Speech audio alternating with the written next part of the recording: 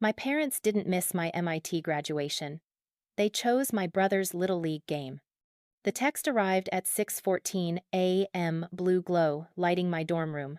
Can't make it today. Tyler's playoff game. You understand. We're so proud. 37 words. No apology. My brother was 9 years old. By 10 a.m., I walked past two empty seats, MIT Kresge Auditorium, Section A, Row 3. Polished wood under June sunlight. Around me, 1,043 families erupted in cheers. Behind me, shadows where mine should have been standing. I didn't post anything. My roommate's father did those empty seats. That moment I walked alone, 2.1 million views by evening. Dad's entire engineering firm saw it. Mom's school district. Then my phone started ringing from relatives who'd always called me dramatic. The acceptance email arrived at 6:47 a.m. on a Tuesday in April. I was in my childhood bedroom in Modesto, California, refreshing my inbox for the 216th time that week. My laptop sat on a desk scarred with pencil marks from freshman year algebra homework, back when I still believed hard work guaranteed anything. The subject line read, "Congratulations from MIT." My hands shook so badly I had to read it 3 times. Full scholarship, 4 years, room and board. Everything covered. $312,000 worth of everything. I screamed. Mom burst through my door, hairdryer still running in her hand. "What happened? Are you hurt?" I got in. The words felt impossible. MIT. Full ride. She blinked. Once. Twice. Her face did something complicated. That's wonderful, Mija. Your father will be so proud." Not, "I'm proud." Not yet. She glanced at her phone. "I have to finish getting ready. Tyler has practice at 8. She kissed my forehead quick, distracted. "We'll celebrate this weekend, okay?" The door closed. I sat there, acceptance letter glowing on my screen, listening to the hairdryer resume in the bathroom. Downstairs, my 9-year-old brother Tyler was singing along to some cartoon theme song, blissfully unaware that his big sister had just gotten into one of the best universities in the world. I called Dad. He answered on the 4th ring. "Elena? I'm in a meeting. Can this?" I got into MIT. Full scholarship. Silence. Then, "Mitt? In Boston?" "Yes. Full ride. Everything paid for." "That's," his voice flattened. "That's very far away. Not congratulations. Not celebration. Just distance measured in miles." "Dad, it's MIT. Do you understand what—" "I have to go." "We'll talk about this later. Your mother needs help getting Tyler to practice." The line went dead. I stared at my phone. At the acceptance email. At the posters on my wall, colleges I'd researched since 8th grade. Schools I'd dreamed about while my parents drove Tyler to weekend tournaments in cities I'd never seen. 12 years old, I'd been, sitting at this same desk. Dad leaning against the doorframe after my middle school science fair win, first place trophy catching the light. "Keep this up, Elena. We'll be at every milestone. Front row. I promise." I'd believed him. That Tuesday morning, with the email still open, and my parents already moving on with their day, I should have known. Some promises are made to be broken. Some children are meant to be celebrated. I just didn't realize yet that I wasn't one of them. I forwarded the acceptance letter to my parents. Added a subject line, "I hope you're proud." Mom replied 6 hours later. "Of course we are. By the way, can you pick up Tyler from practice? Dad's working late." 23 words, 1 emoji, 1 request for help. 0 questions about my scholarship, my major, my future. I picked up Tyler. I always did. That's what big sisters were for the ones who weren't quite important enough to celebrate, but reliable enough to call when you needed something. In the car, Tyler chattered about his game schedule. Summer league, fall ball, spring training. His 9-year-old life mapped out in diamond-shaped increments. "You're not going to leave for college, right?" he asked suddenly. I glanced at him in the rearview mirror. small, trusting, unaware that he was the sun our family orbited around. College is in a few months, I said carefully. In Massachusetts. Where's that? Far away. His face fell. But who's gonna help me with homework? Not I'll miss you. Not I'm proud of you. Just, who's gonna help me? I pulled into our driveway. Mom's car was already there. Inside, I could hear her on the phone. Voice animated. I know, right? His coach says he's got real potential. We're thinking travel team next year. She was talking about Tyler. She was always talking about Tyler. I carried my acceptance letter inside, printed on nice paper I'd paid for at FedEx. I'd planned to frame it, to hang it somewhere my parents would see it every day. Instead, I folded it carefully and slid it into my desk drawer. Nobody asked to see it. That weekend, we didn't celebrate. Tyler had a double header. We spent 7 hours at a baseball field, watching 9-year-olds chase pop flies while I sat in the bleachers. Acceptance letter still unframed, dreams still unacknowledged. Dad bought Tyler ice cream after they won. Triple scoop. You want anything, Elena? He asked, wallet already closing. No, I'm good. I wasn't good. But I was learning that my hunger for recognition, for celebration, for proof that I mattered, wasn't the kind they knew how to feed. 3 months later, I left for MIT. They drove me to the airport. Tyler cried. Mom cried. Dad shook my hand and said, "Make us proud." As if I hadn't already been trying to do that my entire life. As if acceptance to MIT wasn't already proof. As if proud was something I could earn, if I just worked hard enough, if I just needed them a little bit less, if I just stopped expecting them to show up the way parents in movies did, front row, cheering, relentless in their love. I boarded the plane alone, checked bag, 67 pounds of everything I owned, carry-on, laptop, phone charger, and a promise I'd made to myself somewhere over Kansas. I didn't need them to be proud. I'd be proud enough for all of us. My brother Tyler was born when I was 11 years old. Before him, I was the miracle. The late-in-life baby. The one who made my parents' 40-year-old lives feel young again. They took photos of everything: first tooth, first word, first time I stayed in the lines with crayons. Then Tyler arrived. And I became the before picture in a story about after. I want to say it happened slowly. That there was a gradual shift I could have adjusted to, like eyes adapting to darkness. But that would be a lie. The change was immediate. Surgical. The day they brought Tyler home from the hospital, I became the help instead of the reason. 4th grade. I won the district spelling bee. Made it to regionals. Studied flashcards every night for 6 weeks.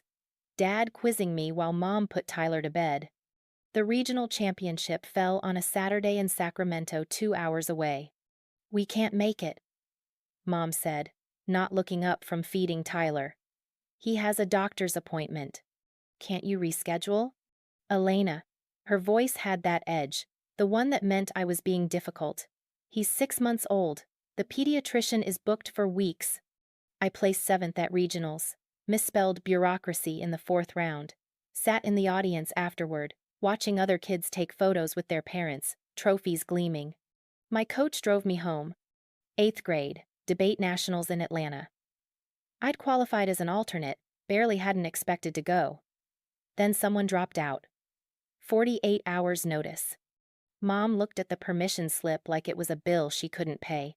That's Tyler's first t-ball game, she said. It's nationals. He's been looking forward to this for months, Elena. So have I, for years.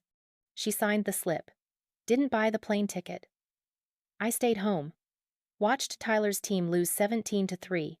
He spent 3 innings in the outfield picking dandelions, unaware he'd cost me anything at all. High school. It got worse. Tyler discovered baseball. Not t-ball, real baseball. Travel teams, select leagues, tournaments every weekend, showcases every month. Our family calendar became a roadmap of his potential. Meanwhile, I collected achievements like proof of life, straight A's, valedictorian track, National Honor Society president. Academic decathlon medals that piled up in a drawer because we didn't have space on shelves, those were reserved for Tyler's trophies. Junior year. Intel Science Fair. I'd spent 8 months engineering a water filtration system for agricultural runoff. Made it to the international finals in Phoenix. $3,000 in research costs I'd funded with tutoring money and a part-time job at Target. We're so proud of you, Dad said, not booking a hotel. Tyler has regionals that weekend. Mom added, as if that explained anything. I went to Phoenix with my physics teacher, Dr. Chen. Placed third in my category. Won a $10,000 scholarship. Called my parents from the convention center, voice shaking with exhaustion and victory. That's wonderful, mija, Mom said. In the background. Tyler, stop hitting your brother with that. I'm on the phone. I didn't have a brother. Just Tyler. But by junior year, I'd learned the language. When they said your brother, they meant Tyler. When they said we're stretched thin, they meant they'd spent his tournament budget. When they said you understand, they meant shut up and be grateful for scraps. Senior year, I understood perfectly. I applied to 14 schools, got into 12. MIT offered full ride. My parents' reaction was a masterclass in lukewarm. That's wonderful, Mom said, then immediately. Did you know Tyler made varsity? As an 8th grader? I worked 3 jobs through high school. Target on weekends, tutoring after school, summer internship at a tech startup that paid $12 an hour. I saved everything. Sent my parents $200 a month to help out because Mom had mentioned, casually, constantly, that Tyler's travel team fees were killing them. I didn't realize until later that I was funding my own exclusion. Every dollar I sent home was a dollar they spent on him. During my 4 years at MIT, the pattern calcified into something resembling family structure. I called home every Sunday. They answered maybe half the time. When they did, the conversations lasted 7 minutes, 6.5 of those about Tyler's batting average, pitching stats, scholarship prospects. How are your classes? Mom would ask, finally, as if remembering I existed. Good. Hard. I made Dean's List again. That's great, honey. Hey, we have to run. Tyler's got practice, a game, a showcase, something that mattered more. I worked work-study 25 hours a week. Took out $67,000 in student loans because full ride covers tuition and room, not textbooks, not food, not the winter coat I needed when Boston hit 9 degrees. I asked Mom for help once, sophomore year, needed $150 for required textbooks. We're really tight right now, she said. Tyler's team is going to a tournament in Florida. I ate ramen for 3 weeks and checked out the textbooks from the library, photographed every page, destroyed my eyes and my budget. Tyler went to Florida, came home with a sunburn and a participation trophy. I made the Dean's List. Nobody asked which one cost more. By senior year at MIT, I'd stopped asking for anything, stopped expecting anything. I sent graduation announcements 3 months in advance. Included hotel recommendations, flight options, a weekend itinerary. Mom texted back. Wouldn't miss it. Dad called. Proud of you, Elena. MIT. That's incredible. Tyler sent a gif of a dancing cartoon character. I bought them tickets to the ceremony. Reserved seats. Section A, row 3, seats 12 and 13. Sent them the confirmation. They said they'd be there. I believed them. I shouldn't have. Graduation morning arrived in shades of gold. I woke at 5:30 a.m. in my dorm room, sunlight already painting the walls the color of promises. My red dress hung on the closet door, purchased with money from tutoring sessions, steamed the night before until every wrinkle disappeared. I'd chosen red deliberately. Confidence. Visibility. Look at me. I made it. See me. My phone buzzed at 6:14 a.m. Mom's name on the screen. My heart jumped, probably calling to say they'd landed early, were getting coffee, couldn't wait to see me. It was a text. Can't make it today. Tyler's playoff game conflicts. You understand. We're so proud. Mom. I read it 3 times. My hands went numb. The phone screen blurred. I counted the words. 37. 37 words to cancel 4 years of promises. I called her. Voicemail. I called Dad. Voicemail. I called again. And again. 6 times before 6:30 a.m. Nobody answered. I sat on the edge of my bed, red dress mocking me from the closet, and tried to do math through the panic. Tyler's Little League playoff. Today. Graduation. Also today. They'd chosen. I texted back, hands shaking. His game is today? Can't he miss one game? 3 dots appeared, disappeared, appeared again. He's been working toward this all season. You understand. We'll celebrate when you visit at Christmas. Christmas. 6 months away. 4 years of MIT. 146 weeks. 1,022 days. $67,000 in debt. 3 jobs. 25 hours of work study per week. Dean's List every semester. And they wanted me to understand that Tyler's Little League playoff, a game between 9-year-olds playing on a field with chain-link fences and dirt patches, mattered more than this. I understood perfectly. I got dressed anyway. Red dress, black heels purchased on clearance. Hair styled in the communal bathroom while my roommate Priya watched, horrified. "They're not coming?" she whispered. I couldn't say it out loud. Just shook my head. "Elena!" Her voice cracked. "It's MIT. It's graduation." "I know. My parents are coming. You can sit with." "I have seats reserved. Section A, row 3. My voice sounded strange, distant. I printed the tickets, sent them the confirmation. They said they'd be there. Priya hugged me. I didn't cry. Couldn't. The hurt was too big to fit into something as small as tears. By 9:30 a.m., I stood outside Kresge Auditorium, MIT's main graduation venue. Cylindrical concrete and glass. Modernist, beautiful in its brutality. Inside, 1,043 graduating seniors and their families. Outside, me. I checked my phone. No missed calls, no apologies, just Tyler's Little League team mom posting photos to Facebook. "Game day, go Modesto Mustangs." The photo showed my parents, front row of the bleachers, Dad in his MIT dad hat, the one I'd sent him freshman year, Mom holding a sign, Tyler #7, our MVP. They'd had time to make a sign. I walked inside. The auditorium thrummed with noise. Families everywhere. Fathers adjusting ties. Mothers crying already. Siblings squirming in chairs, bored and present. I wove through the crowd, graduation gown rustling, and found Section A, row 3. Seats 12 and 13 sat empty. Polished wood under June sunlight streaming through skylights. I stood there, people flowing around me, and stared at those chairs. I'd imagined my parents in them. Mom crying happy tears. Dad stoic but proud. I'd scripted their reactions, planned what I'd say when I saw them afterward. Now, wood and light, and emptiness. "Excuse me, are these taken?" A woman gestured to seats 12 and 13. Someone's grandmother, probably.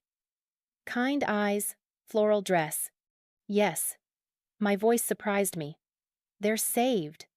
"Oh, wonderful. Your family running late?" I smiled. "Something like that." She moved on. I stayed. Around me, families took their seats. A father video calling relatives overseas. A mother distributing tissues preemptively. 3 siblings arguing over who got the aisle seat. Such ordinary chaos. Such careless abundance.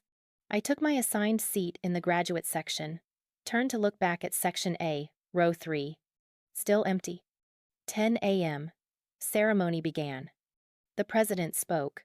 Someone sang the national anthem. Names were called in alphabetical order. Around me, 1,042 students waited their turn. Behind them, thousands of family members erupted in cheers, air horns, screaming. My row stood. V names approaching. Elena Vasquez. I walked across that stage, shook hands, accepted my diploma, MIT seal, embossed in gold, 4 years compressed into 30 seconds and a piece of paper. Behind me, silence. No cheers, no air horn, no one screaming my name like I was worth celebrating. Priya's family clapped. Dr. Chen, my faculty advisor, whistled. A few classmates I'd studied with whooped. But Section A, Row 3 stayed empty. And everyone around those seats could see. Afterward, families flooded the lobby. Everywhere. Photos, embraces, fathers lifting daughters off the ground, mothers fixing graduation caps one last time, siblings already bored but there. Present, showing up. Priya found me standing alone near the east exit. Elena, I'm fine. You're not fine. I'm fine. I was not fine. I was the opposite of fine. I was the human embodiment of every time someone said, "You're overreacting," when you weren't reacting enough. Priya's mother approached. Dr. Sharma, oncologist, had heard me talk about my research at dinner once and asked follow-up questions. Elena, honey. She pulled me into a hug I didn't know I needed. You were wonderful up there. I cracked. Just slightly. They didn't come, I whispered into her shoulder. I know, Beta. I know. She held me while I didn't cry, while families swirled around us, celebrating children who didn't have to earn their parents' presence, who didn't have to wonder if they were worth showing up for. Dr. Sharma's husband took photos of me. You need documentation, he said gently. This is an achievement, whether they saw it or not. They took me to lunch. Priya and her parents and her younger sister, who was already annoyed about missing her dance class but was there anyway, because that's what families did. They showed up, even when it was inconvenient. I checked my phone between courses. Mom had texted, Tyler's team won. We're going for pizza. So proud of him. How was graduation? 15 words about Tyler's win. 7 about my graduation. Separate texts. Different enthusiasm. Measurable disparity. I didn't respond. Instead, I looked at the photos Dr. Sharma had taken. Me in my graduation gown, red dress underneath, diploma in hand, smile that almost looked real. Behind me, in every shot, empty seats visible through the auditorium entrance. Section A. Row 3, seats 12 and 13. Polished wood catching light where my parents should have been sitting. That evening, Priya's mom's best friend who'd also attended the ceremony posted a photo to Facebook, not of her own daughter, of those empty seats. She'd taken the photo during the ceremony, 2 chairs, surrounded by families, conspicuously vacant. Her caption, "These seats belong to a brilliant MIT graduate whose parents chose a Little League game instead. If you know her, tell her she's extraordinary. If you're her parent, you should be ashamed." By midnight, 2.1 million views. By morning, my phone wouldn't stop ringing. My parents' friends, my mother's school district colleagues, my father's engineering firm, our church, relatives who'd always told me I was too sensitive about Tyler favoritism. Everyone had seen those empty seats. Everyone had seen proof that I wasn't dramatic, wasn't overreacting, wasn't imagining the disparity. Everyone had seen my parents' choice. And finally, awfully, someone had asked the question I'd been too afraid to ask out loud. What kind of parents miss MIT graduation for Little League? The kind who never really saw me at all. The calls didn't stop for 3 days. Aunts I hadn't spoken to in years, my mother's coworkers, Dad's engineering buddies. Everyone who'd seen that photo, those empty seats glowing like evidence under Kresge auditorium lights, suddenly had opinions about my parents' priorities. I stopped answering by day 2. Priya screened everything, took messages, built a wall between me and the viral aftermath of being publicly unchosen. Your Tia Sophia called, she'd report. Said your mom's crying. Wants you to call and fix this. Fix what? The truth? Your Uncle Manuel called, said he's sorry, said he never realized. Nobody realized. That was the problem. 20 years of second place looks like normal when you're the only one keeping score. I spent those 3 days in my dorm room, packing for a post-graduation trip to California I no longer wanted to take. My childhood bedroom waited the one I'd outgrown the day I learned MIT existed. I'd planned to stay 2 weeks, visit family, celebrate. Now I just wanted to grab my stuff and disappear. On day 4, Tyler called. I almost didn't answer. But he was 9. This wasn't his fault. He didn't ask to be the favorite. Didn't choose to be the sun our family orbited around. Elena?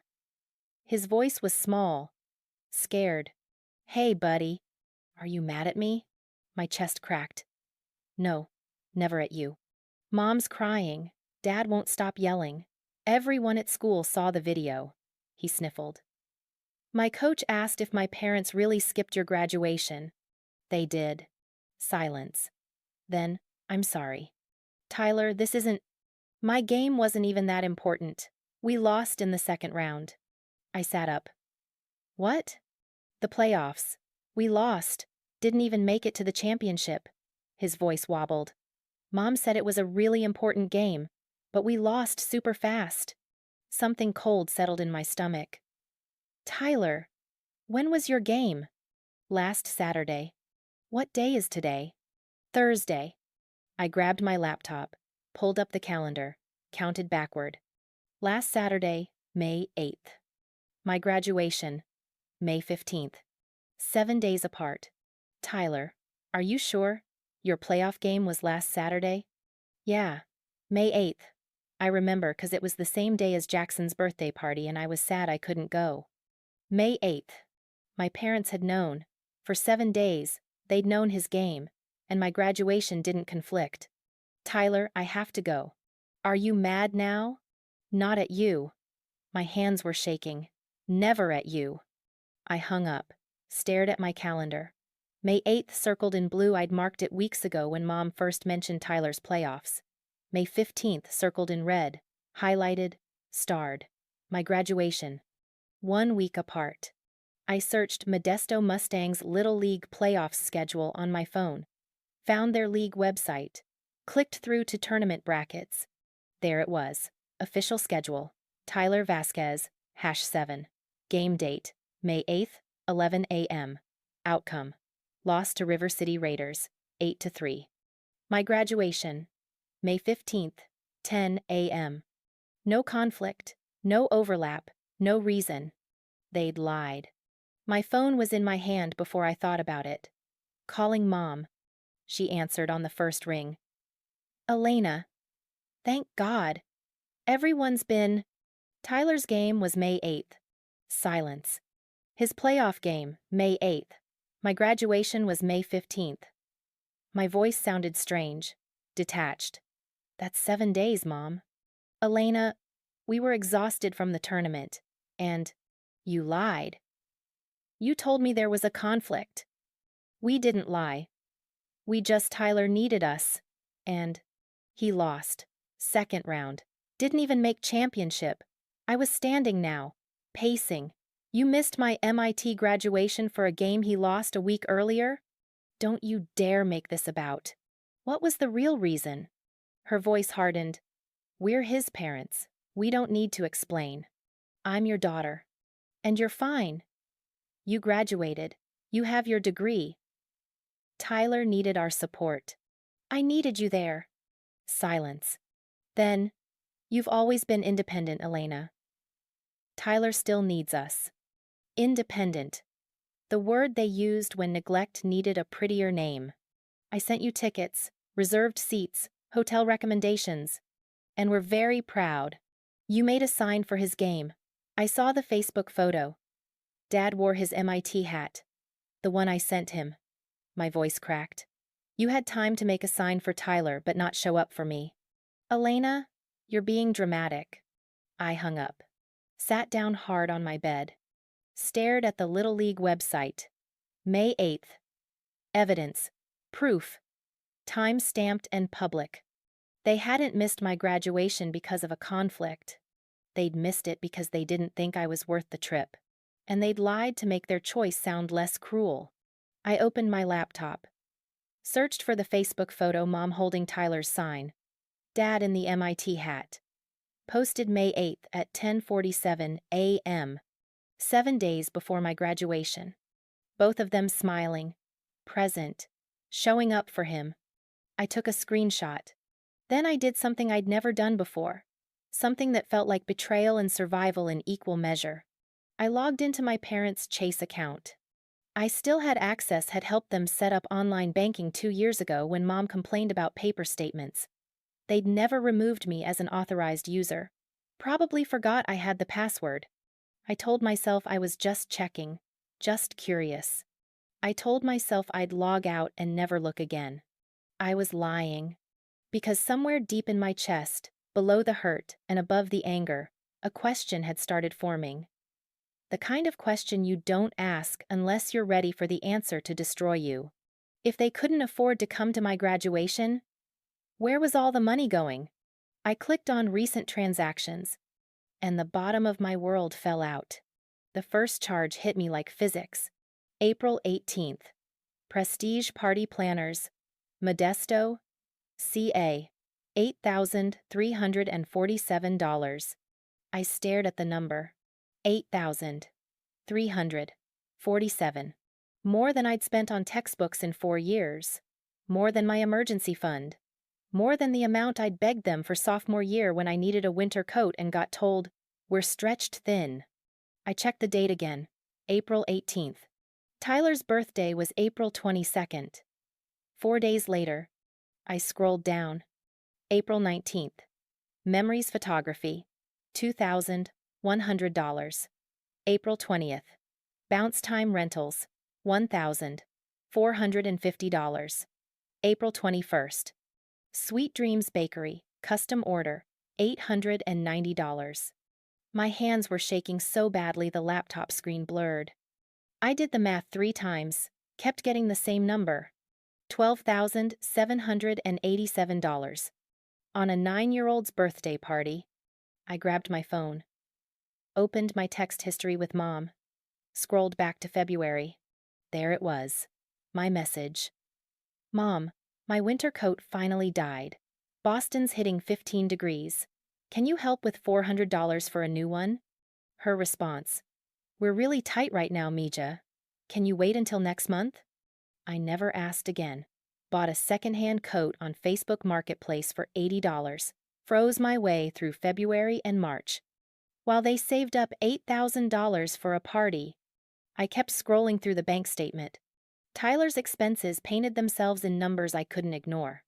March 12th. Elite Baseball Academy. Private coaching. $1,200. March 3rd. Diamond Sports. Equipment. $890. February 28th. Modesto Travel Baseball. Spring fees. $2,400. And further back. January. December. November. 6 months of charges. All Tyler. All expensive. All while I was sending them $200 a month because Mom mentioned casually, constantly, that his travel team was killing them financially. I pulled up my bank account. Looked at my transaction history. Transfers to Mom every month since September. $200, like clockwork. September through April. 8 months. $1,600 I'd sent home. To help with costs they clearly didn't have. My stomach turned. I opened a new spreadsheet. Started categorizing. Tyler's baseball expenses in one column. My requests for help in another. The pattern made me nauseous. Tyler. Past 6 months. Travel team fees, $2,400. Private coaching, $6,000. Monthly sessions. Equipment, $3,200. Tournament travel, $4,100. Party, $12,787. Total, $28,000. $487. Elena, same 6 months. Winter coat request, $400 denied, too tight financially. Textbook help, $150 ignored. Emergency dental, $300 denied, maybe next month. Total requested, $850. Total received, $0. While I'd sent them $1,600. I was funding his baseball career.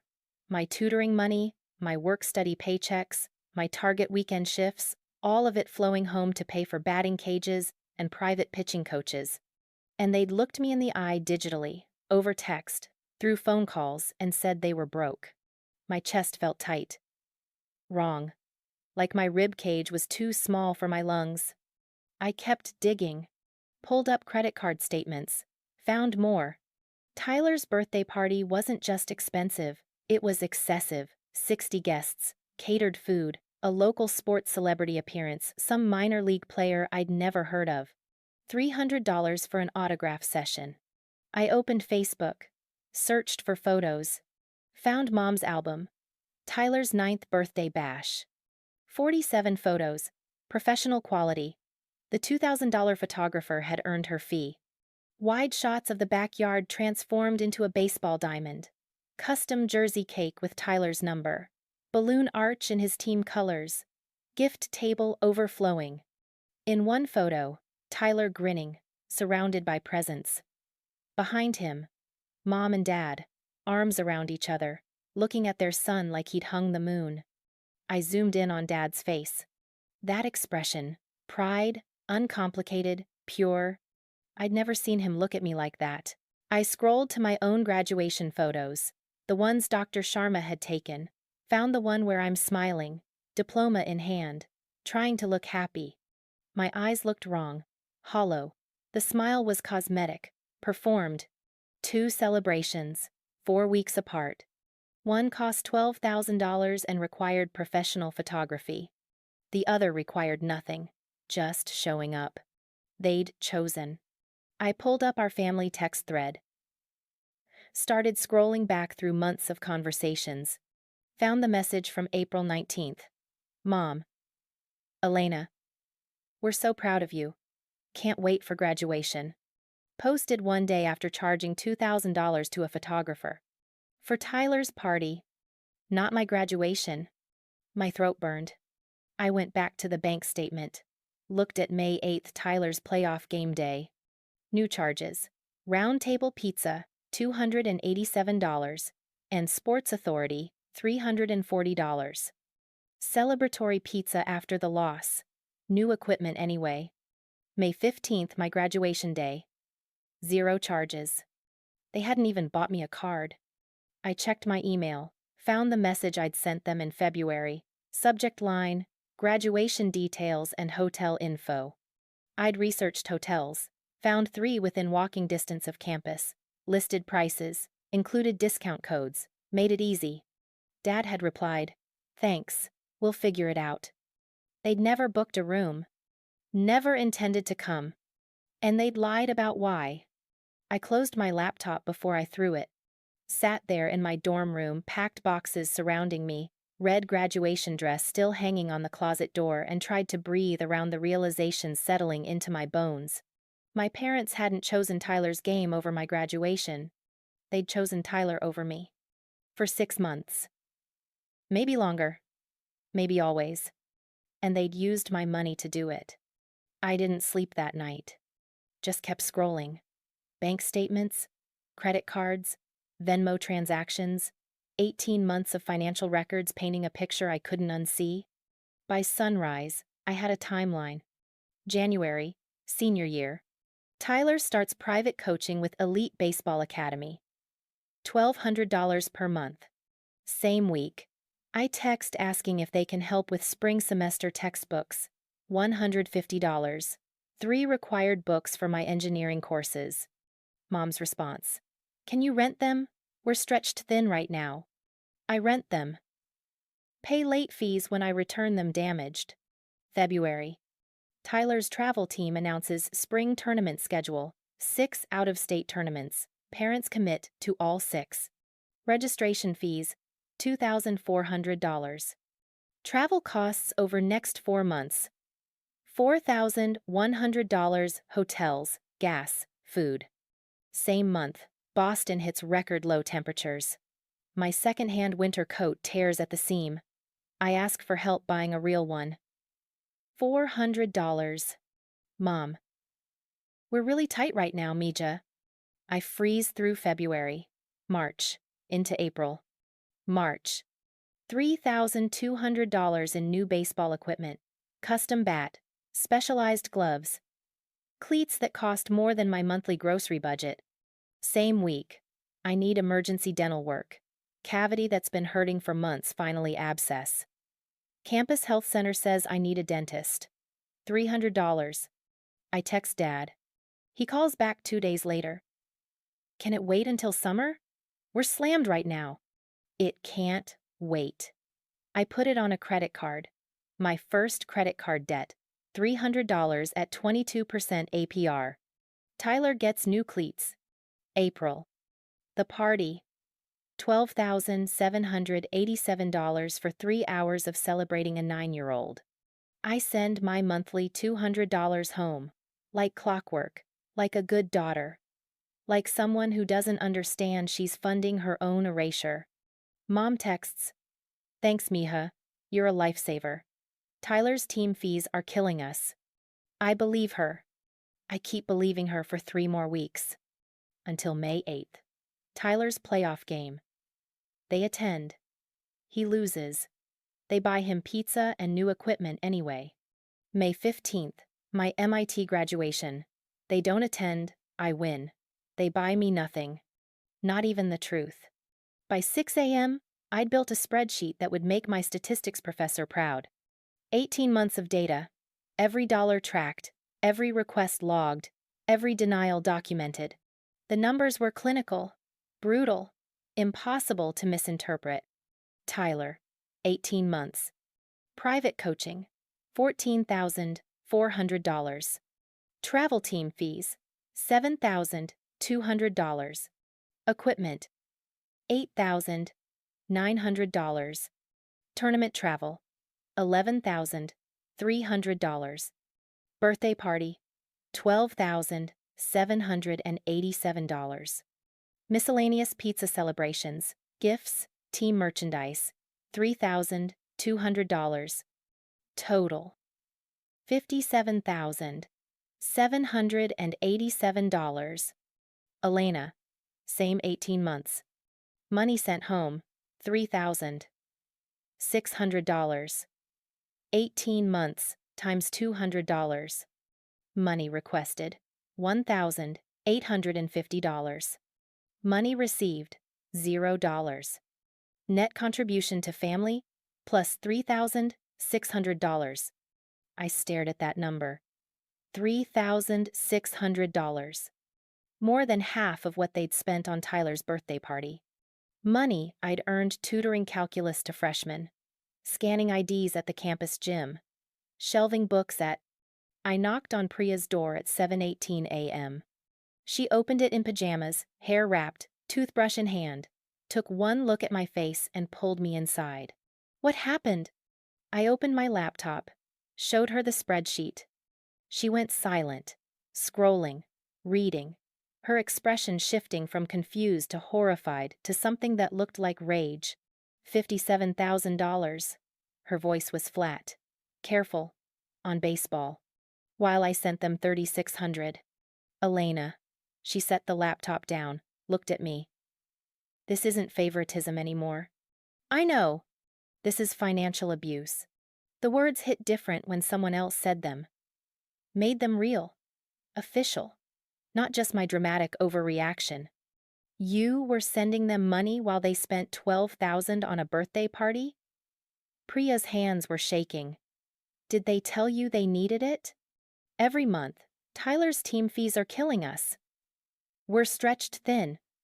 You understand. I pulled up the text messages, showed her. She read them, face darkening.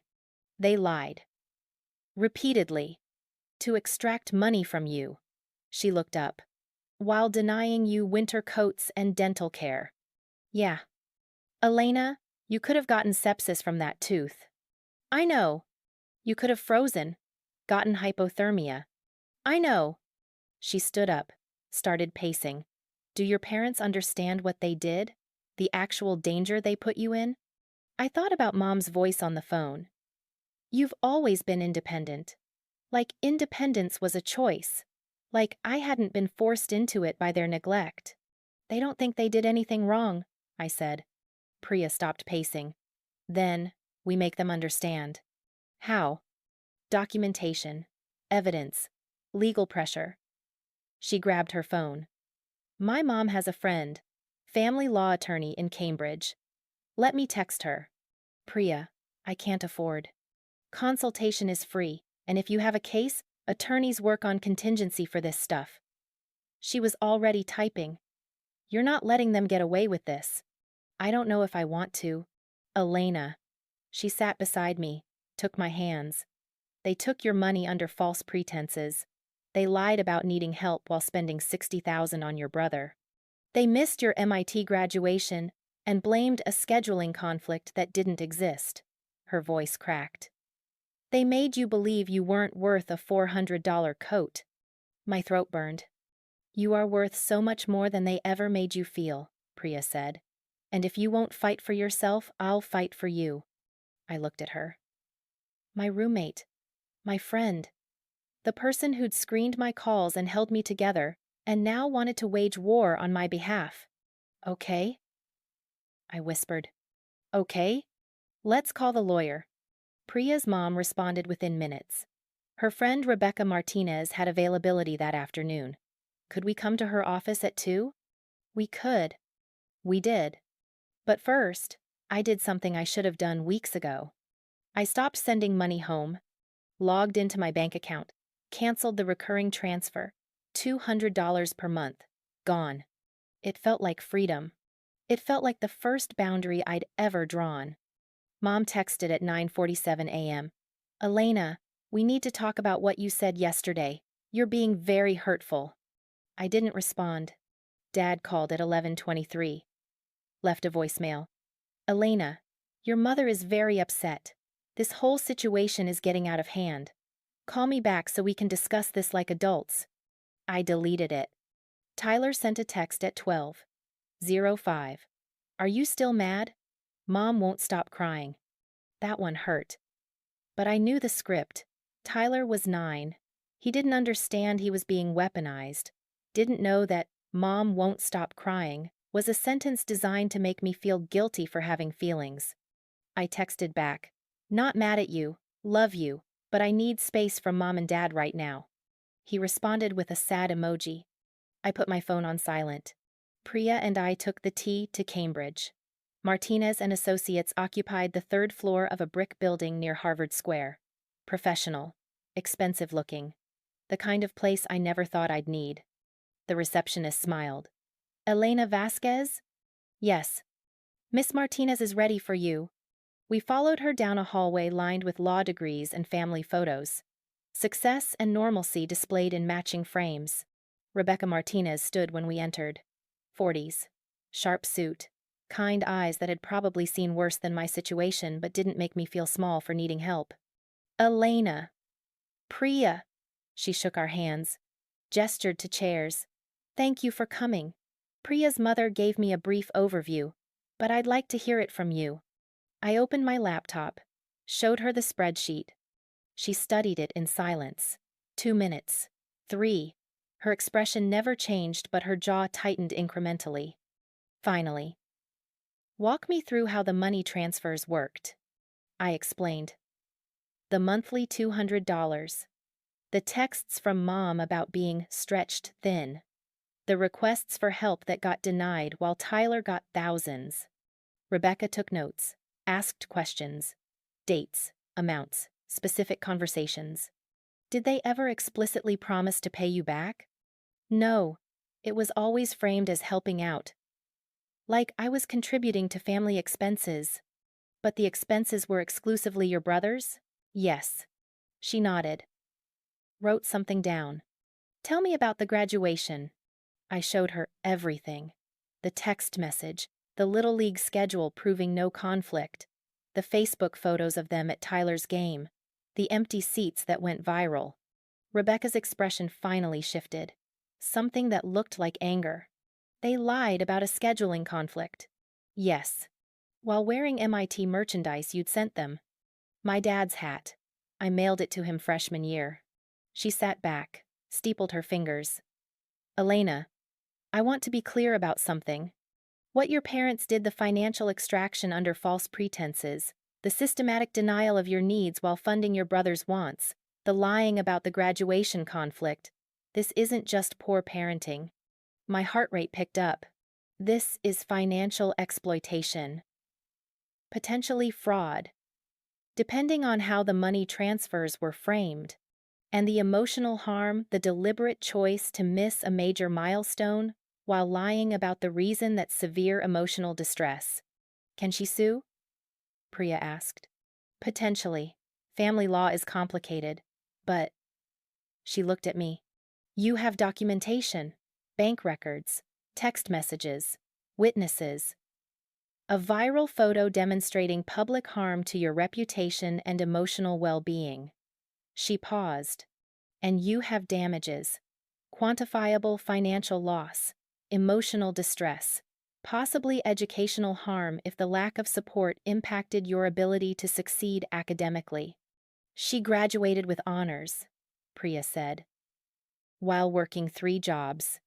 Rebecca nodded, which demonstrates both harm and resilience. Courts appreciate that. She turned to me. The question is, what do you want? I hadn't thought that far. Hadn't considered past the hurt, the anger, the need for someone official to say, yes, this was wrong. You're not crazy. I want them to understand what they did, I said slowly. Understood. What else? I want my money back. The $3,600 I sent. Reasonable. And I hesitated. I want them to not be able to do this to Tyler. To teach him that this is normal. Rebecca's expression softened. That's compassionate. And complicated. She made another note. Here's what I recommend. We send a demand letter. Formal legal document outlining the financial exploitation, requesting repayment of the $3,600 plus costs you incurred, that they should have covered winter coat, dental work, textbooks. We include documentation. We give them 30 days to respond. And if they don't, we file a civil suit for emotional distress and financial recovery. She looked at me seriously. This will damage your relationship with them. Possibly permanently. It's already damaged. It will become public. Court records are accessible. 2 million people already saw those empty seats. She smiled slightly. Fair point. She pulled out a contract. My retainer is $5,000. If we go to trial and win, we can request they cover legal fees. If we settle, it's negotiable. $5,000. My entire emergency fund, every cent I'd saved for post-graduation life. Priya grabbed my hand. I looked at Rebecca. At the law degrees on her wall. At the professional validation of my hurt. I'll pay it, I said. You're sure? No. Yes. I didn't know. But I knew this. My parents had spent $12,000 on a party for Tyler without hesitation. I could spend $5,000 on proving I mattered. I'm sure. Rebecca Martinez had me sign 3 documents. Retainer agreement. Consent to proceed. Acknowledgement of potential outcomes including permanent family estrangement, public exposure, and the possibility of losing. I signed all 3. Now, Rebecca said, settling back with a legal pad. Let's build your case. For the next hour, she asked questions I'd never thought to ask myself. When did the favoritism start? Tyler was born. I was 11. Give me specific examples. Before age 18. I listed them. The spelling bee they missed. Debate nationals I couldn't attend. Every birthday where his cake cost more than my entire celebration. Rebecca wrote it all down. Pattern of differential treatment. Good. During your MIT years, did they ever visit you? No. Never? Not once. I went home for holidays. They never came to Boston. Did they visit Tyler's school events? Every single one. Baseball games, awards, assemblies, parent-teacher conferences. I pulled up Mom's Facebook, showed her the check-in history. Dozens of posts at Tyler's school. 0 at MIT. Rebecca photographed the screen. Excellent documentation. When you sent money home, what did they say it was for?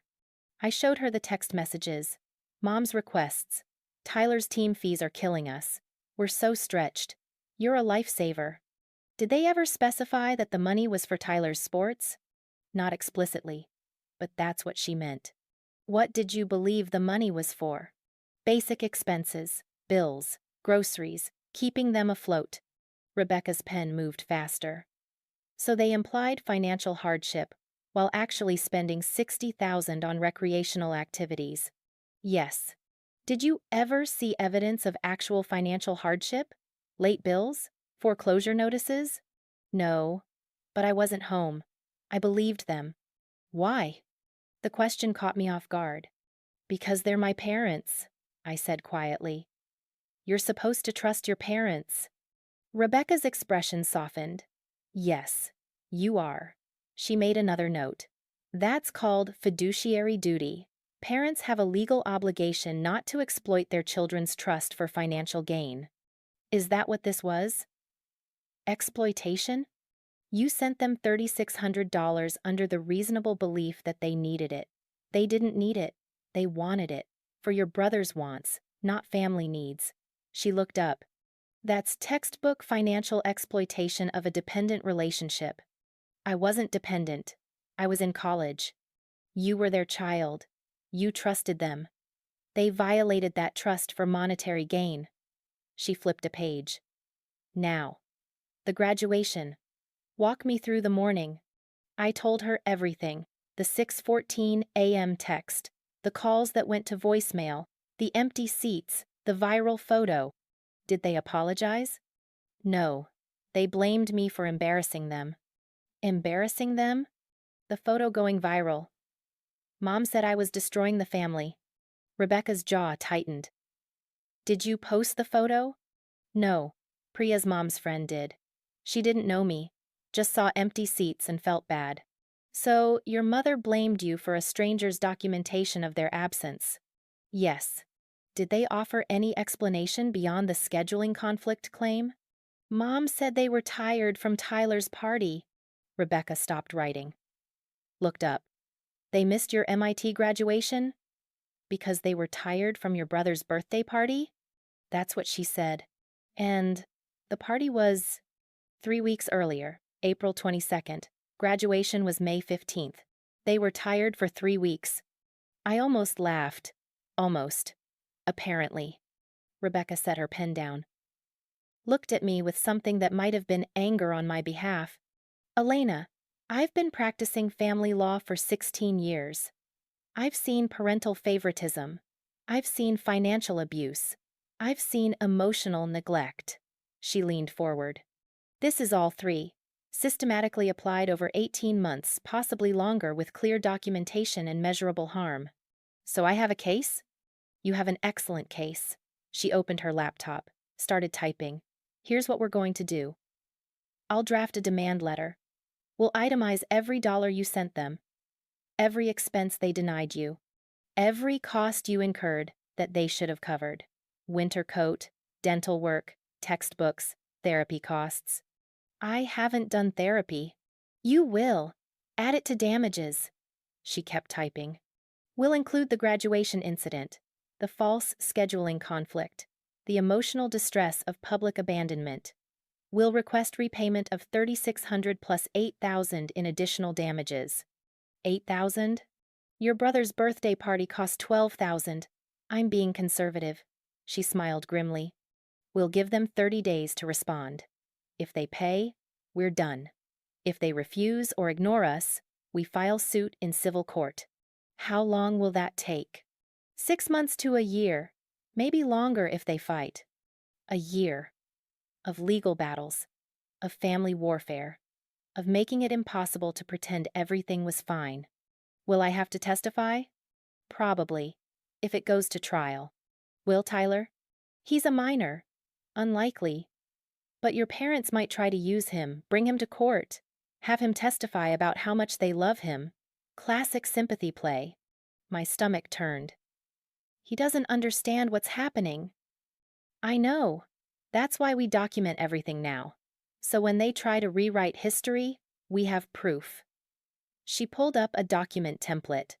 I need you to write a timeline. Every incident you can remember. Dates, details, how it made you feel. Start from childhood if you can. That's a lot. I know, take your time, but the more we have, the stronger our case. She printed out a checklist, evidence to gather, bank statements, text messages, social media posts, witness statements from anyone who'd seen the favoritism. Get me names of people who attended your graduation, people who saw the empty seats, people who can testify that your parents' absence was public and humiliating. Priya's parents were there. Perfect. Anyone else?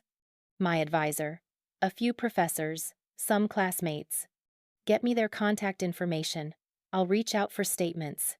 She stood, extended her hand. Elena, I want you to understand something. This won't be easy.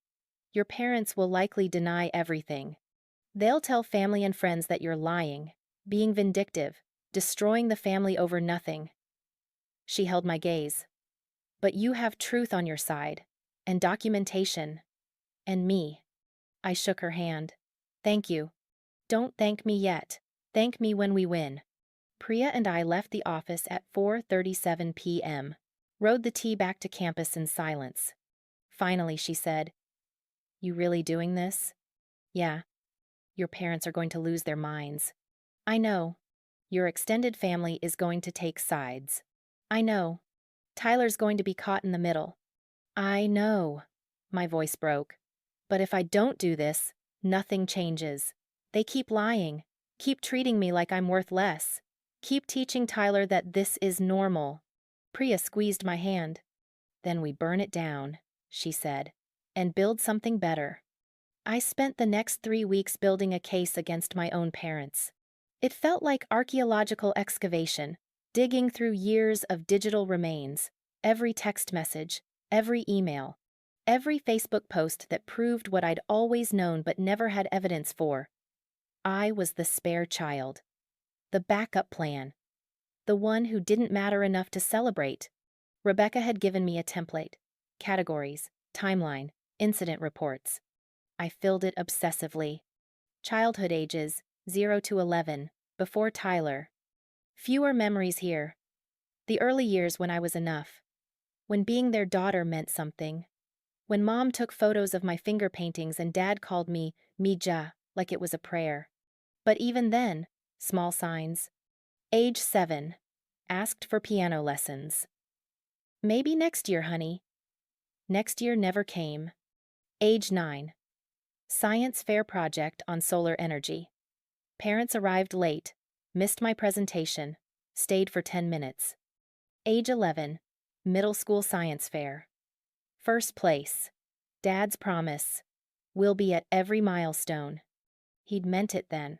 I think he'd meant it. Childhood ages 11 to 18, after Tyler. This section wrote itself. Tyler born, November 14th. My 11th birthday, November 22nd. 8 days later. That year, we didn't celebrate my birthday. Mom's too tired from the baby, Mija. We'll do something special next month.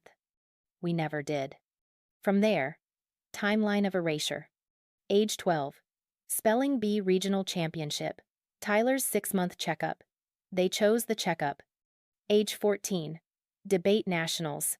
Tyler's first T-ball game. They chose T-ball. Age 16. Academic Decathlon State Finals. Way 1. Tyler's baseball tournament. They lost. Parents attended the tournament, sent me a congratulations text 3 days later. Age 17. Homecoming court. I won, Queen. Tyler's travel team tryouts. Parents missed homecoming. He made the team. I documented everything, found yearbook photos mom never asked to see, award certificates dad never framed, report cards that came home straight A and got a good job, before being filed away while Tyler's mediocre grades got refrigerator space and incentive payments. $20 for every B. Tyler earned $80 sophomore year for barely passing. I never got paid for straight A's. You're naturally smart, Elena. You don't need incentives. Translation. Your success doesn't require our investment. MIT years, ages 18 to 22. This hurt worse, because I'd been old enough to notice, to feel it, to ask myself why. Freshman year, parents visited Tyler's school for parent-teacher conferences 6 times. Visited me in Boston 0 times. Sophomore year, I asked for winter coat help. $400. Denied. Same month, Tyler's new baseball equipment. $890. Purchased. Junior year, I needed emergency dental work. $300. Can it wait? Same week, Tyler's private coaching started. $1,200 per month. Senior year, the timeline Rebecca needed most. I created a spreadsheet, 2 columns. Tyler's expenses, my denied requests. Every charge dated, cross-referenced with text messages, with my bank statements showing the $200 I sent monthly. The story told itself in numbers. September, December senior year, fall semester. Tyler, $8,400, coaching, equipment, tournament fees. Elena requested, $0, learned not to ask. Elena sent home, $800, 4 months times $200. January, April, senior year, spring semester. Tyler, $31,287, coaching, tournaments, the party, new equipment. Elena requested, $850 textbooks, coat, dental. Elena received, $0. Elena sent home, $800, 4 months times $200. May. Tyler, $627, playoff game day pizza, post-loss equipment. Elena, $0. Graduation day. No gift, no attendance, no acknowledgement. Elena sent home, $200. I printed it, 37 pages, every transaction highlighted, every text message screenshot, every Facebook post showing them at his games while ignoring my achievements. Rebecca had also asked for witness statements. I started with Priya's parents. Dr. Sharma wrote 3 pages. Detailed. Damning. In 4 years of knowing Elena, I never once met her parents. They never visited, never called during our dinners together. The empty seats at graduation were the culmination of years of visible neglect. My faculty advisor, Professor Chen, wrote 2 pages. Elena worked harder than any student I've supervised. She balanced multiple jobs, maintained a 3.9 gigapascals, and never once mentioned parental support. When I asked about her family during our final meeting, she said, "They're busy with my brother." The resignation in her voice suggested this was normal. I contacted 3 classmates who'd been at graduation, who'd seen the empty seats, who'd watched me walk alone. All 3 wrote statements. The contrast was striking. Every other graduate had family cheering. Elena had silence. I remember thinking something was wrong. The empty seats were so obvious. When I asked her afterward where her parents were, she said, "Little League game." She laughed when she said it, but her eyes were devastated. I sent everything to Rebecca. She called the next day. "Elena, this is incredible. We have your parents on every possible angle. Is it enough?" "It's more than enough. We have pattern, documentation, witnesses, and quantifiable damages." She paused. "I'm sending the demand letter tomorrow." My stomach dropped. Tomorrow? Unless you want to wait? Did I? This was it. The point of no return. Once Rebecca sent that letter, my parents would know, would understand I wasn't backing down, wasn't accepting their version of events, would realize I'd hired a lawyer. "Send it," I said. You're sure? I thought about Section A, Row 3, seats 12 and 13, empty and gleaming. I thought about $12,000 spent on a party while I froze through February. I thought about, you understand, and you're being dramatic, and you're destroying this family. I'm sure, I said. Send it. Rebecca sent the demand letter on June 3rd via certified mail. Mom called 17 minutes after signing for it. I didn't answer. She left a voicemail, 4 minutes long, crying, angry, confused. Elena, what is this? A lawyer? Are you suing us? Your own parents? Over money? After everything we've done for you? How could you be so cruel? Delete. Dad called next, left a different voicemail, cold, controlled. Elena, this is inappropriate and unnecessary. We're willing to forget this happened if you call off your attorney. But if you persist with this attack on your family, there will be consequences. Call me. Delete. Tyler texted, Elena, why is Mom crying about lawyers? I didn't know how to explain to a 9-year-old that his parents had spent his childhood budget on him and his sister's dignity on nothing. I texted back, grown-up stuff, not your fault. I love you. He sent back a heart emoji. Priya found me on my dorm room floor, surrounded by printed bank statements, crying into my knees. They called? She asked. Voicemails. Apologizing? I laughed, bitter, broken, threatening. She sat beside me, said nothing, just sat there while I fell apart. I'm destroying my family, I whispered. No, you're documenting what they destroyed. Tyler's going to hate me.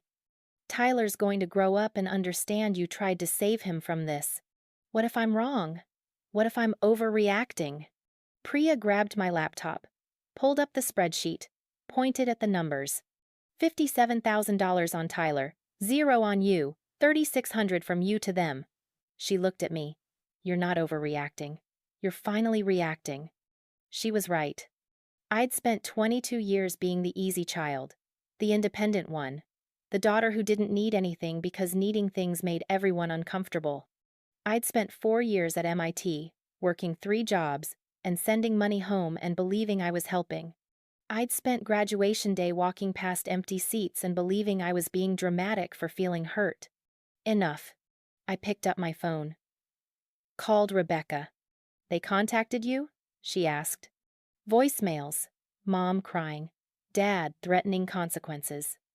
Did they mention the money? No. Just called me cruel and inappropriate. Perfect. That's consciousness of guilt. They know what they did. They're just mad you're naming it. She paused. Did they say they'd pay? No. Then we wait. They have 30 days to respond formally. If they don't, we file suit. And if they do, then we negotiate. But Elena? Based on those voicemails, they're not going to pay voluntarily. So we're going to court. Probably. I looked at Priya, at the evidence spread across my floor, at 4 years of MIT degree hanging on my wall, next to the empty space where family photos should have been. Good, I said. Let's go to court. The demand letter deadline came and went. June 3rd to July 3rd. 30 days for my parents to respond, to apologize, to pay. They did none of those things. Instead, silence. No formal response to Rebecca, no settlement offer. Nothing. Just family members calling to tell me I was being cruel, unreasonable, destroying the family over a misunderstanding. Aunt Lisa. Your parents love you. They just show it differently. Uncle Marco. You're really going to sue your own mother? Cousin Jennifer. This is so embarrassing for everyone. Can't you just drop it?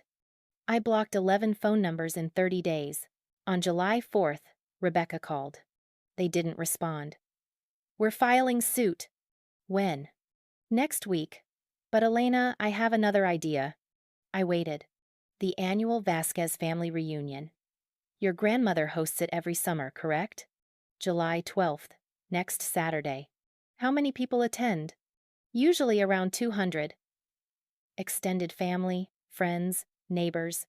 And your parents will be there? They host it with my grandmother. Why? Rebecca's voice was careful, strategic. We could serve them the lawsuit papers privately. Or, she paused. We could present the evidence publicly. Let your family see what you've documented. Give your parents a chance to explain themselves in front of everyone who's been calling you dramatic. My heart started racing. You want me to confront them at the reunion? I want you to present facts. Calmly, with evidence, in front of witnesses who've known you your whole life. She paused. They've controlled the narrative. They've told everyone you're overreacting. This is your chance to show the receipts. That's nuclear.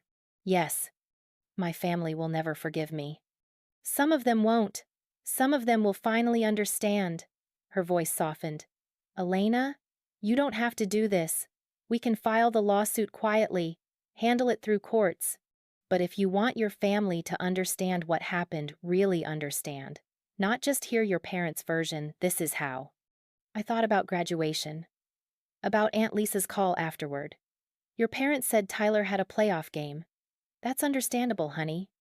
I thought about Uncle Marco. They're so proud of you. They talk about you all the time. They believed my parents. Believed the lies. Because I'd never shown them proof.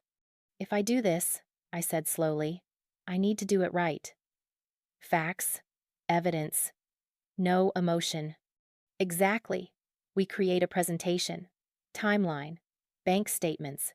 Text messages. You deliver it calmly. Let the numbers speak. What if they kick me out? Then you leave with your dignity and your evidence intact, and we proceed to court with witnesses who saw them refuse to address facts. I looked around my dorm room, half-packed, graduation dress still hanging, MIT diploma leaning against the wall. I'd worked so hard to be someone my parents could be proud of. Maybe it was time to be someone I could be proud of instead. Let's do it, I said. The next week was preparation. Rebecca helped me build a presentation. PowerPoint. 30 slides. No opinions, just facts. Slide 1. Title. The Truth About May 15th. Slides 2 to 5. Timeline of Tyler's expenses. January through May. Dollar amounts. Screenshots of bank statements. Slides 6 to 8. Timeline of my denied requests. Text messages. Specific dates. Amounts. Slides 9 to 11. The money I sent home. Every transfer. Thanks, Mija. You're a lifesaver text. Slide 12. The comparison. $57,787 spent on Tyler. $3,600 sent by me. $0 spent on me. Slides 13 to 15. The graduation lie. Tyler's game schedule. May 8th. My graduation.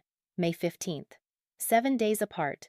Facebook photos of them at his game wearing MIT gear. Slides 16 to 20. The birthday party. $12,787. Itemized. While I froze through winter in a torn coat. Slides 21 to 25. Witness statements. Redacted names but full quotes. Professors. Classmates. Priya's parents. Slides 26 to 29. The empty seats. The viral photo. 2.1 million views. The public humiliation. Slide 30. The demand letter. Amount requested. 30-day deadline. 0 response. Facts. Numbers. Receipts. No crying. No accusations. Just evidence. Priya helped me rehearse. Timed me. 15 minutes from start to finish.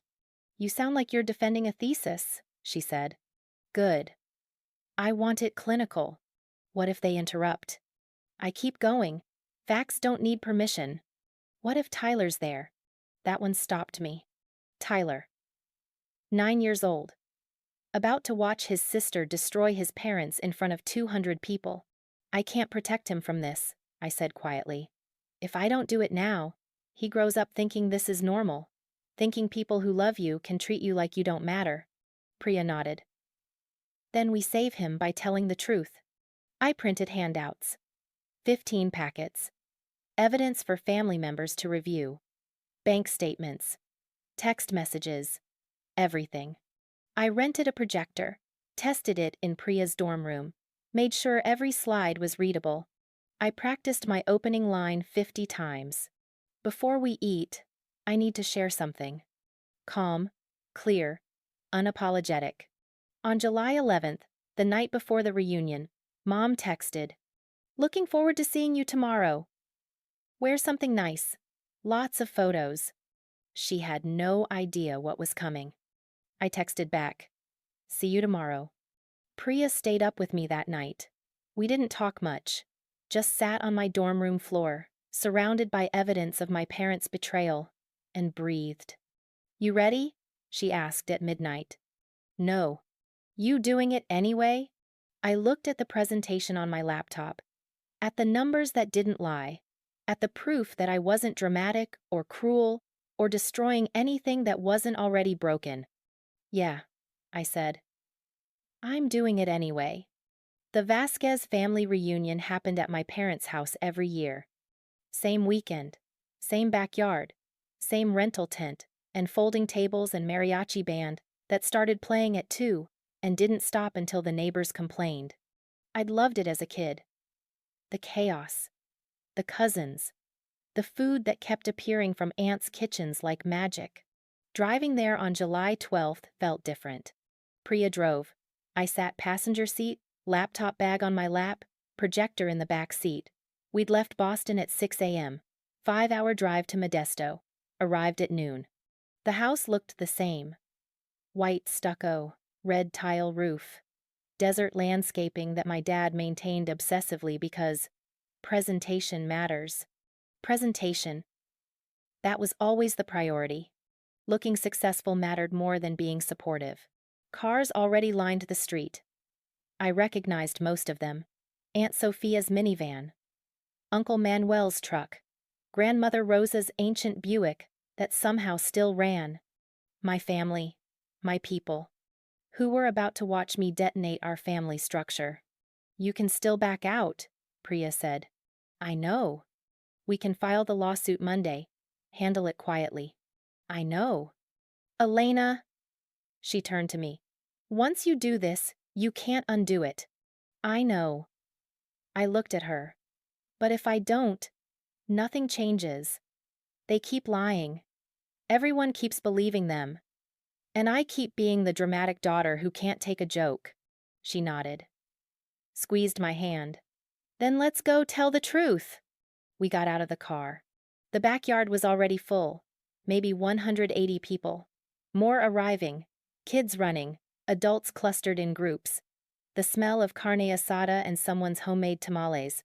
Normal. Family. The kind of gathering that should feel like home. I walked through the side gate carrying my laptop and projector. Mom saw me first. Her face lit up. "Elena, you made it." She rushed over. Hugged me. I stood stiff in her arms. She didn't notice. "You look thin. Are you eating enough?" "Come. I made your favorite." "Where's the projector screen?" I asked. She blinked. "What?" "The screen. For presentations. Do you have one? Why would you need—" "Humor me." She looked confused but pointed toward the garage. "There's one in there. From Dad's work presentations." "Thanks." I walked away. She called after me. "Elena, what's going on?" I didn't answer.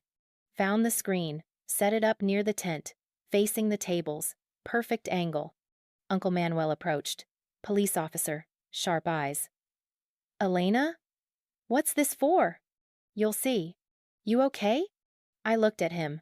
My favorite uncle. The one who'd always snuck me extra dessert at these reunions. Who'd told me I was smart when everyone else praised Tyler for being cute. "Not yet," I said, "but I will be." He studied me. "Need backup?" "Just need you to watch." He nodded slowly, stepped back. I set up the projector. Connected my laptop. Tested it. The first slide appeared on the screen. The truth about May 15th. People started noticing. Conversations quieted. Heads turned. Dad appeared. Elena, what is this? You'll see. If this is about the lawyer, you had 30 days to respond to the demand letter. You didn't. His face hardened. That's not appropriate for today. Neither was missing my graduation. Elena Maria Vasquez, you will not do this here. Watch me. I turned to face the crowd. Heart hammering. Hands shaking. But voice steady. Before we eat, I said, loud enough to carry. I need to share something. Mom's face went pale. Dad stepped forward. Elena, stop this. Uncle Manuel moved between us. Quiet. Deliberate. The backyard fell silent. 187 people. Family and friends and neighbors, all staring at me. At the screen behind me. At my parents' panic. Grandmother Rosa pushed through the crowd. 83 years old. Tiny. Fierce. Let the girl speak, she said. I clicked to the next slide and told them everything. The screen glows behind me. Slide 2. Numbers in neat columns. I take a breath. My name is Elena Vasquez. 4 weeks ago, I graduated from MIT. My parents didn't attend. They said they had a scheduling conflict, my brother Tyler's Little League playoff game. I click. Slide 3.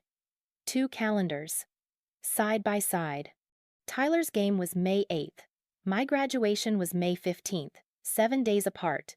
Murmurs ripple through the crowd. Mom's voice cuts through. Elena, please?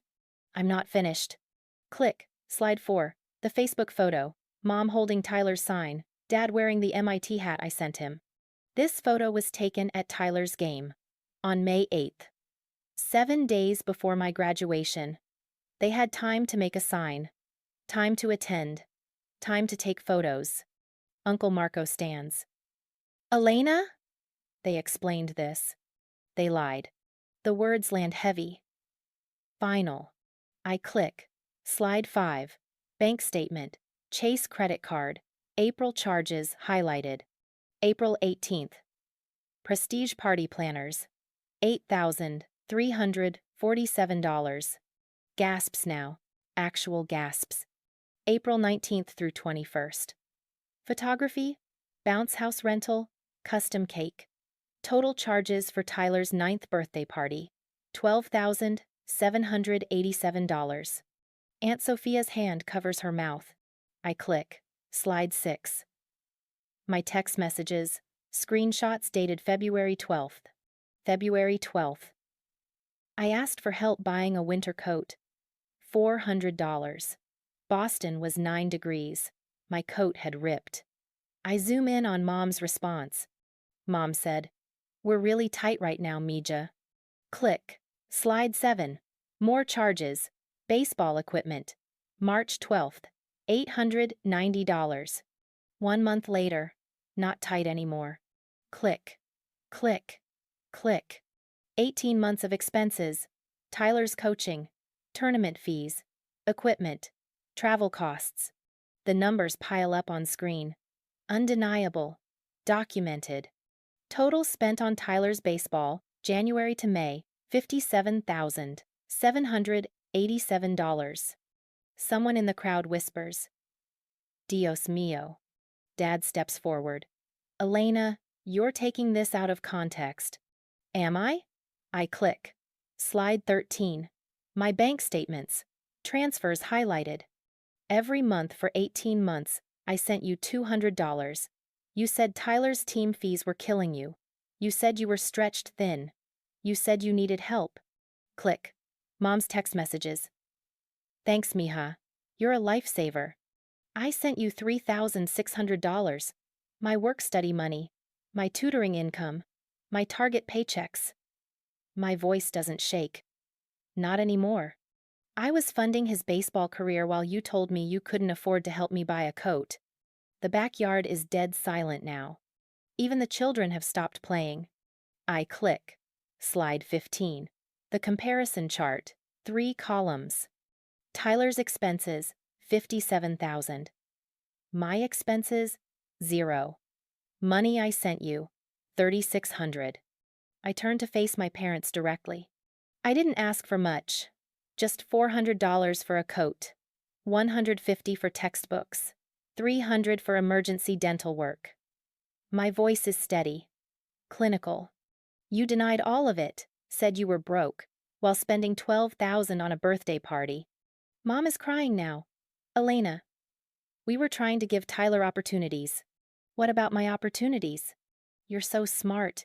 You didn't need. I needed a winter coat. The words rip out of me. Not clinical anymore. Raw. I needed a coat and textbooks, and to not develop an abscess because I couldn't afford a dentist. I needed you to show up to my graduation. My voice breaks. I needed you to love me as much as you love him. Silence. Then Grandmother Rosa's voice, sharp, furious. Linda. Roberto. Is this true? Dad's jaw works. It's more complicated. Is it true? He says nothing. Mom sobs. We were going to explain. Explain what? Uncle Manuel's voice. Cold. Cop voice. Explain how you took money from your daughter while refusing to help her? Explain how you lied about a scheduling conflict? I click. Final slides. The empty seats. The viral photo.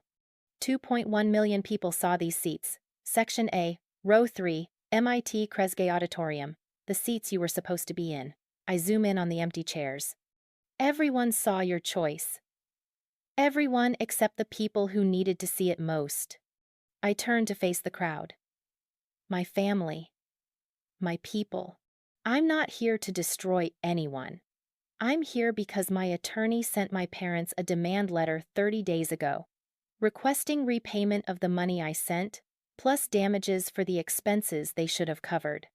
They had 30 days to respond, to apologize, to pay. I pause. They did nothing. So here's the evidence. Here's the truth. Here's what really happened. I click. The final slide. The demand letter. Amount requested, $11,600. $11,600. That's what I'm owed. $3,600 I sent them. $8,000 in costs I incurred that they should have covered. That's it. That's what this lawsuit is about. Dad finds his voice. You're suing us? Your own parents? You stole from me. We didn't steal. You took my money under false pretenses. That's fraud. Elena.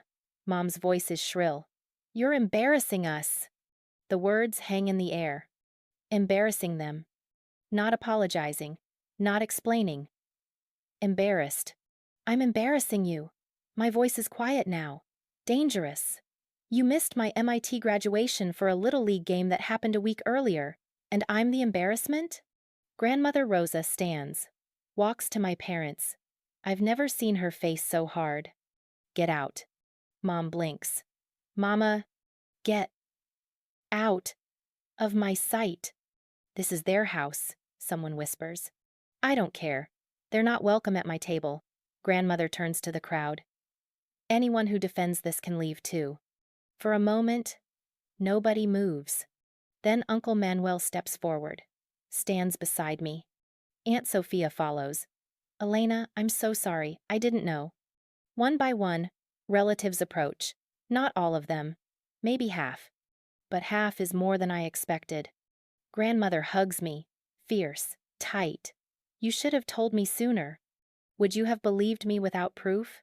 She pulls back, looks at me with eyes that have seen 83 years of family drama and knows truth when she hears it. Yes, she says.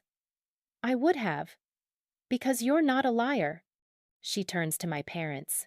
But they are. Dad's face is red. Furious. This is not how family handles disagreements. Family doesn't steal from their children. Uncle Manuel cuts in. We didn't steal. You took her money under false pretenses. That's theft. We needed help with expenses. What expenses? The $12,000 party? Aunt Sophia's voice is sharp. The $60,000 in baseball costs? Those expenses? Mom crumbles, sits down hard. Tyler appears beside her, small, scared, confused. Mama, why is everyone yelling? My heart breaks. I crouch down, meet his eyes. Tyler, none of this is your fault. Elena, are you mad at me? Never. I hug him. I love you. This is between me and our parents. You didn't do anything wrong. He clings to me, 9 years old, caught in the middle of something he doesn't understand.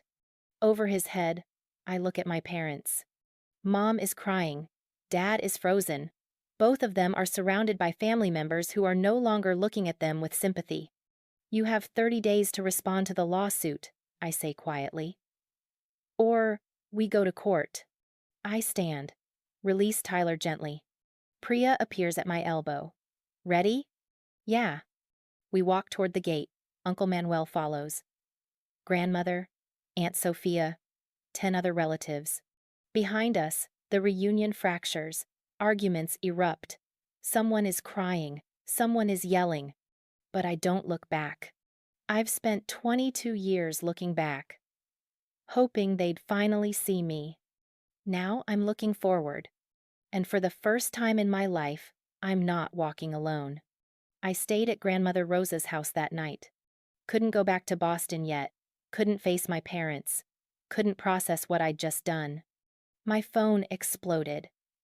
63 text messages by midnight. Calls from relatives I hadn't spoken to in years. Half supportive. I had no idea. I'm so sorry. We believe you. Half furious. You destroyed your family. How dare you embarrass them publicly? This could have been handled privately.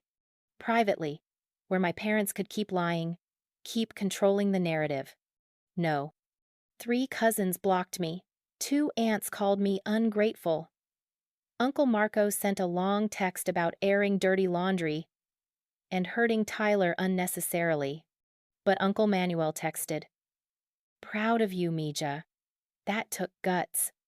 Aunt Sophia, I should have seen it. I'm sorry I didn't. Grandmother, you sleep." Someone, a cousin's friend, had filmed parts of my presentation, posted clips to TikTok. By morning, 400,000 views. By evening, 4 million. The empty seats photo had gone viral again. But this time, context came with it. Bank statements, numbers, proof. Comments flooded in. This is financial abuse. Those parents are narcissists. That poor girl funded her own neglect. My parents' phones must have been ringing off the hook. Good. Let them explain. Let them try to justify $12,000 on a party while their daughter froze. Let them be uncomfortable for once. Rebecca called Monday morning. Well, you made my job easier. How? 200 witnesses just watched your parents fail to deny anything. That's called an admission by silence in legal terms. She sounded pleased. And the video has 4 million views. Public documentation of their response, or lack thereof. So what happens now? We file the lawsuit. But Elena, I think they'll settle. This is too public, too documented. If they go to trial, a judge will see everything your family just saw. She was right. 1 week after the reunion, my parents' attorney contacted Rebecca. They wanted to mediate. We met in a conference room in downtown Modesto. Gray walls, long table, fluorescent lights that hummed like wasps. My parents sat across from me.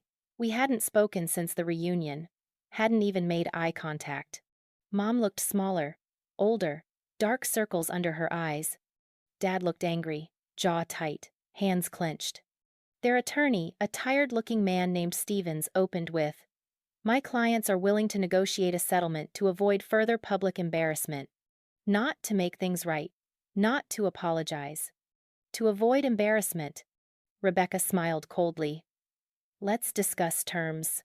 The mediation lasted 4 hours. Stevens argued that Tyler's expenses were parental discretion and that I wasn't entitled to repayment for money freely given. Rebecca countered with fraud statutes. Your client solicited funds under false pretenses. They claimed financial hardship while spending $60,000 on recreational activities. That's textbook fraud. Stevens tried claiming I was an adult and responsible for my own expenses. Rebecca pulled out my bank statements. She was a full-time student working 3 jobs because your clients refused to help her while actively taking her money. That's exploitation of a dependent relationship. Back and forth. Legal terms flying. My parents sitting silent while attorneys fought. Finally, the mediator, a woman named Chen who'd seen too many family cases, turned to my parents. Mr. and Mrs. Vasquez, I've reviewed the evidence. If this goes to trial, you will lose. The documentation is comprehensive. The witness statements are damning. The public record is permanent. She paused. I strongly suggest you settle. Mom started crying. Dad's voice was tight. How much? Rebecca slid a paper across the table. $8,000. $3,600 in repayment for money Elena sent you. $4,400 in expenses she incurred. That you should have covered winter coat, dental work, textbooks, therapy costs. That's less than Tyler's birthday party cost, I said quietly. Dad flinched. Additionally, Rebecca continued, a formal written apology. And a restraining order 500 feet, 1-year duration.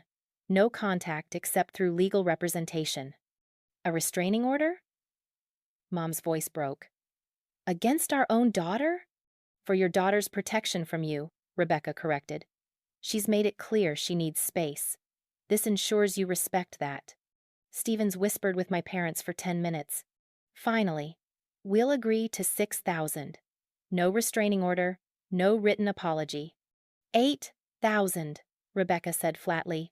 Restraining order negotiable, written apology non-negotiable. $6,000. Brief written statement. No restraining order. They negotiated like I wasn't there. Like this wasn't about years of neglect. Like it was just money. Rebecca looked at me. Your call. I thought about what I wanted. Really, wanted. Money? Yes, it mattered. It proved consequences existed. But more than money. I wanted acknowledgement. Written. Permanent. Undeniable. $8,000, I said. Payment plan acceptable, $500 per month for 16 months. Written apology delivered within 30 days. No restraining order. I didn't want to legally ban them from my life. I wanted them to choose not to be in it. To understand they'd lost access to me because of their choices. Rebecca nodded. Turned to Stevens. Those are our terms. Stevens conferred with my parents again. Dad's face was red. Mom wouldn't stop crying. Fine, Stevens said. $8,000. Payment plan. Written apology. Rebecca drafted the settlement agreement. Both parties signed. My parents left without speaking to me. The door closed. I sat in that conference room, settlement agreement in front of me, and felt empty. Not victorious, not relieved, just empty. You okay? Rebecca asked gently. I just legally divorced my parents. You set boundaries they refused to respect voluntarily. Same thing. She packed her briefcase. Elena, for what it's worth, you did the right thing. Those bank statements, those text messages, that's not love. That's exploitation. She paused. And you didn't destroy your family. You exposed what was already broken. The settlement became public record. Extended family found out. Battle lines drew themselves quickly. Elena's side. Grandmother Rosa, house matriarch, declared Mom and Dad persona non grata at family events. Uncle Manuel and his family, 3 cousins who apologized for not noticing. Aunt Sophia felt guilty for years of telling Elena she was too sensitive. 12 other relatives, mostly younger generation, who understood financial abuse. Priya's family, chosen family counts. Parents' side. Roberto's brother Miguel Enabler, who claimed boys are just more expensive. Linda's sister Carmen, flying monkey, who called Elena daily until blocked. 3 older cousins who valued family unity over accountability. A handful of relatives who thought lawsuits were extreme. Neutral. Silent. 8 relatives who didn't want to get involved. Neighbors who quietly stopped coming to my parents' events. Church friends who'd seen the viral video and had questions nobody answered. Tyler remained the collateral damage. 12 years old now. Caught between parents who'd spoiled him and a sister who'd exposed them. I sent him a letter. When you're 18 and want to talk, I'll be here. None of this is your fault. I love you. He didn't respond. I didn't expect him to. By Thanksgiving, 5 months post-reunion, the family structure had calcified. Grandmother hosted dinner. 40 people attended. Mom and Dad weren't invited. They hosted their own dinner. 15 people showed up. Christmas was the same. 2 celebrations. 2 families. Nobody talked about reconciliation anymore. The viral video had 20 million views now. Local news had covered it. Think pieces about family favoritism and financial exploitation of adult children cited our case. My parents became a cautionary tale. A meme. The MIT graduation parents. Their social death was complete. Mom got quietly asked to step down from PTA board leadership. Dad's softball league friends stopped calling. Tyler quit baseball, just stopped showing up to practice. When asked why, he said, "It's not fun anymore." Good. Maybe he'd have a chance to find out who he was without being the family's golden investment. I felt bad for him, but I couldn't save him. I could only hope that someday he'd understand what I'd tried to do. The first payment arrived September 1st, $500, on time. Rebecca confirmed it. Payment received. Every month after, $500, like clockwork. No apology letter ever came. I stopped expecting it. 3 years later. It's been 3 years since the Vasquez family reunion explosion. I'm 25 now, living in Boston.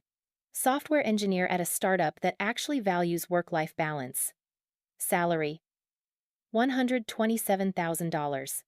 Promoted twice in 18 months. The MIT degree that my parents missed hangs in my apartment. Right beside it, a photo from graduation day. Not the viral empty seats one. The one Dr. Sharma took me smiling, Priya beside me, diploma in hand, family who chose to show up. My student loans are down to $31,000. From $67,000. I've been paying aggressively. Every extra dollar goes toward freedom from debt. My credit score recovered, 738, from 580 after that emergency dental work destroyed my finances. I have an emergency fund now, $12,000, enough that if my coat rips, I can buy a new one without asking permission. I started therapy 16 months ago. Dr. Park specializes in family estrangement. She's helped me understand that wanting parents who show up doesn't make you needy. It makes you human. I still have bad days. Days when I see other people's parents visiting for weekends and feel that hollow ache. Days when I wonder if I overreacted, if I should have stayed quiet, accepted the scraps. Then I look at my bank statements. At the record of $500 arriving every month for 16 months, $8,000 paid in full. October, last year. Proof that I wasn't wrong, that they owed me, that a court agreed. The restraining order isn't necessary anymore. They don't contact me. I don't contact them. We exist in separate worlds now. Grandmother Rosa visits quarterly. I pay for her flights. We have tea, and she tells me stories about her own mother, my great-grandmother, who apparently also played favorites. It's a family disease, she says. You're the cure. Uncle Manuel walked me at my company's annual awards ceremony last month. I won Emerging Engineer of the Year. He stood front row, cheering. When I thanked him afterward, he said, "This is what showing up looks like." Aunt Sophia and I text weekly. She's dealing with her own family issues. Turns out her husband was financially controlling. My lawsuit inspired her to get her own attorney. She's filing for divorce. Sometimes breaking one's silence gives others permission to break theirs. Priya is my roommate now. We moved into a 2-bedroom in Cambridge. She's in grad school. I'm working. We're building the kind of life where achievement doesn't require sacrificing yourself. I'm dating someone, Marcus. We met at work. He's a project manager, kind, stable, shows up when he says he will. His parents visited last month, flew from Chicago just to take us to dinner. They asked about my family. I said, "It's complicated." They said, "Family usually is." They didn't push. I appreciated that. Tyler is 15 now. Still no contact. I heard through Uncle Manuel that he's doing okay. Not playing baseball anymore. Interested in theater. That makes me happy. Maybe he's figuring out who he is beyond their expectations. I left the door open. Sent him a message on his 14th birthday.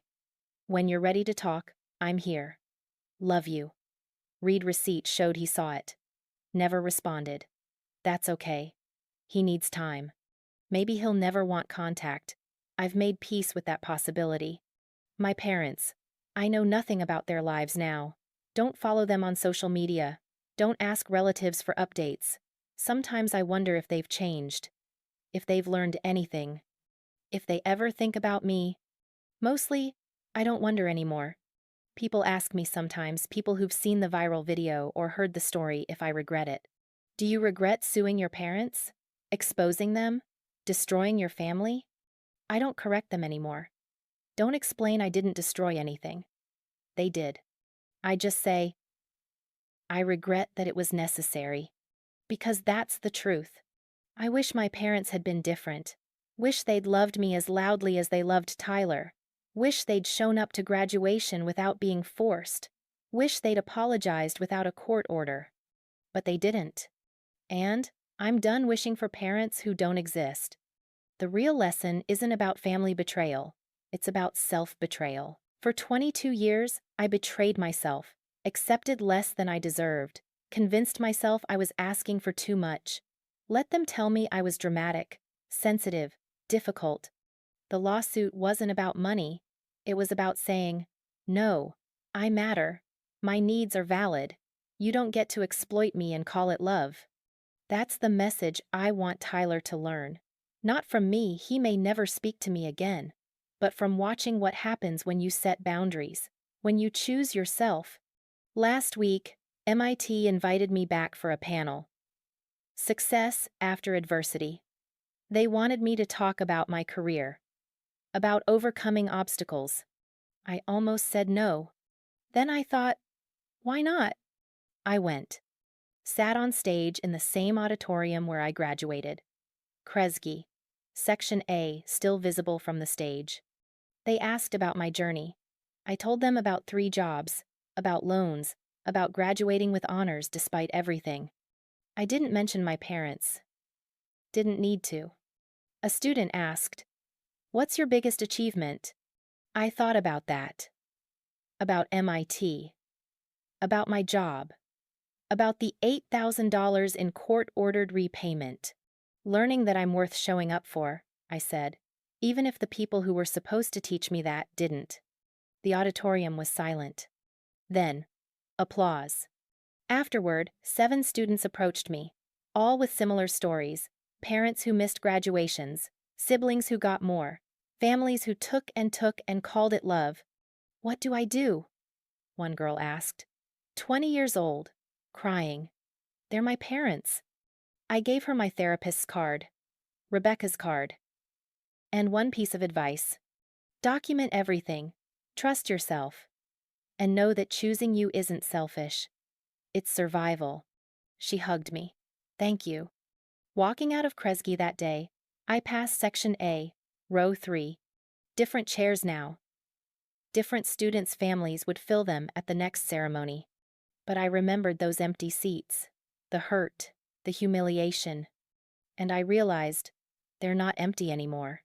I filled them with chosen family, with self-respect, with the understanding that I am enough, even when the people who made me couldn't see it. I don't talk to my parents.